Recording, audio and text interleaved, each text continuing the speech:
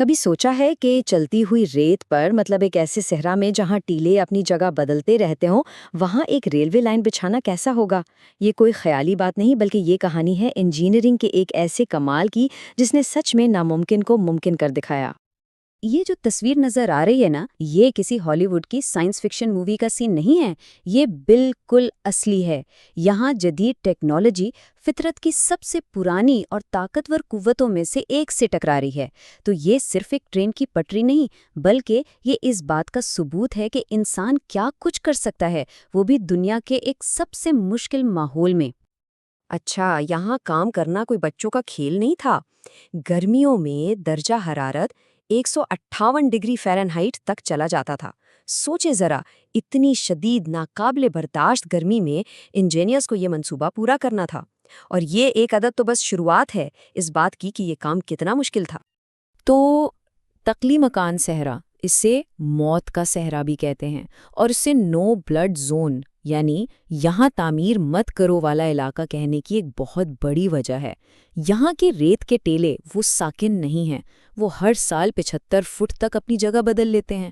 اب ایسی جگہ پر جہاں زمین خود ایک جگہ نہیں ٹکتی، کوئی بھی پائیدار تعمیر کرنے کا سوچنا، بھئی یہ تو پاگل پن ہی لگتا ہے نا؟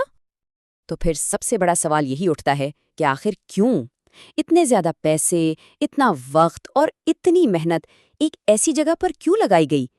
ظاہر ہے اس کے پیچھے صرف لوگوں کو ایک جگہ سے دوسری جگہ پہنچانا مقصد نہیں تھا، بلکہ کہانی کچھ اور ہی تھی۔ وجہ چھپی تھی اس صحرا کی ریت کے نیچے۔ یہاں چین کے سب سے بڑے قدرتی وسائل کے خزانے دفن ہیں۔ ہم بات کر رہے ہیں 16 ارب ٹن تیل اور گیس کی اور 145 ملین ٹن پوٹاش کی۔ تو یہ ریلوے نہ صرف ان خزانوں تک پہنچنے کا راستہ تھی، بلکہ اس نے 5 ایسے علاقوں کو بھی ملک سے جوڑا جو پہلے بالکل کٹے ہوئے تھے۔ اور ہاں، یہ چین کے نئے سلک روڈ یعنی شاہراہ ریشم کے منصوبے کے لیے بھی ایک بہت اہم لنک بن گئی۔ تو سوال یہ ہے کہ آخر انہوں نے یہ کر کیسے دکھایا؟ اس کا جواب بڑا دلچسپ ہے۔ اس میں قدیم دور کی حکمت بھی ہے اور آج کی جدید ترین ٹیکنالوجی بھی، دونوں کا ایک زبردست امتزاج۔ اس کا حل حیران کن طور پر ایک بہت ہی سادہ سی ٹیکنیک میں نکلا۔ انجینئرز نے بھوسے سے بنے جال استعمال کیے جنہیں سینڈ فکسنگ گرڈز کہتے ہیں۔ یہ جال 3 بائی 3 فٹ کے چوکور خانوں کی شکل میں بنے جاتے تھے اور پھر انہیں ریت میں 8 سے 12 انچ گہرا دبا دیا جاتا تھا۔ اس سے ہوتا یہ تھا کہ زمین کی سطح پر ہوا کا بہاؤ ٹوٹ جاتا تھا اور ریت ایک جگہ سے دوسری جگہ آسانی سے نہیں پھسل پاتی تھی۔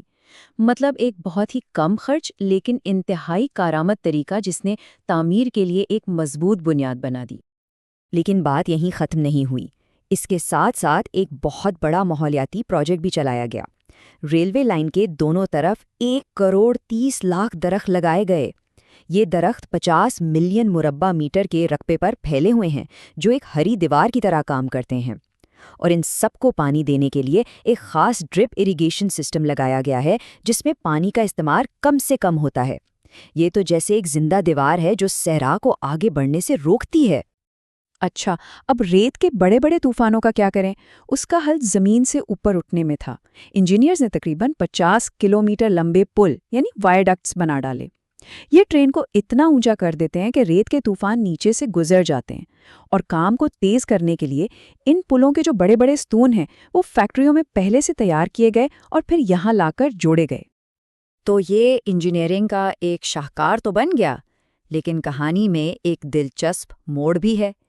ایک نئی تحقیق سے یہ بات سامنے آئی ہے کہ اس پروجیکٹ کے معاشی اثرات اتنے سیدھے سادے نہیں تھے جتنا سب سمجھ رہے ہیں۔ اقتصادی ماہرین نے ایک سٹڈی کی۔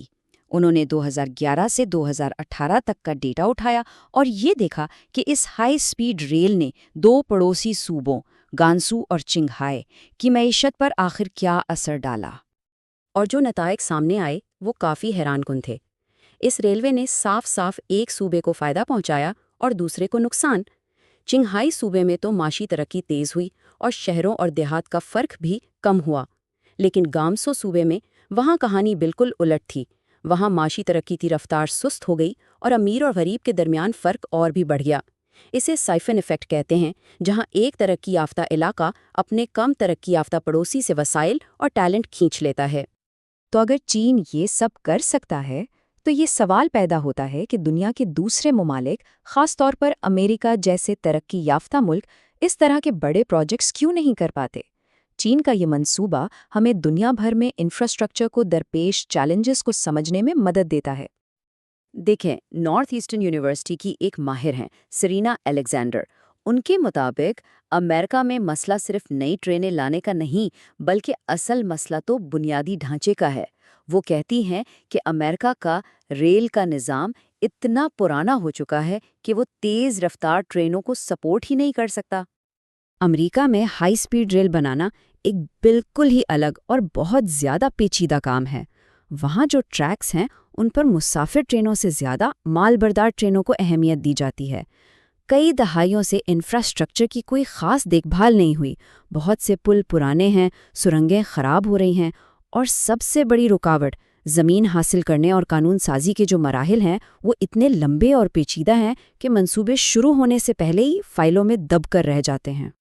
تو بلا شبہ چین کی یہ صحرائی ریلوے انسانی عزم اور صلاحیت کا ایک زبردست ثبوت ہے، لیکن یہ ہمیں ایک بڑے سوال پر سوچنے پر بھی مجبور کرتی ہے کہ اس طرح کے بڑے منصوبے جو ملکوں کی شکل بدل سکتے ہیں، ان کی اصل قیمت کیا ہوتی ہے، نہ صرف پیسوں میں بلکہ سماجی اور معاشی طور پر بھی۔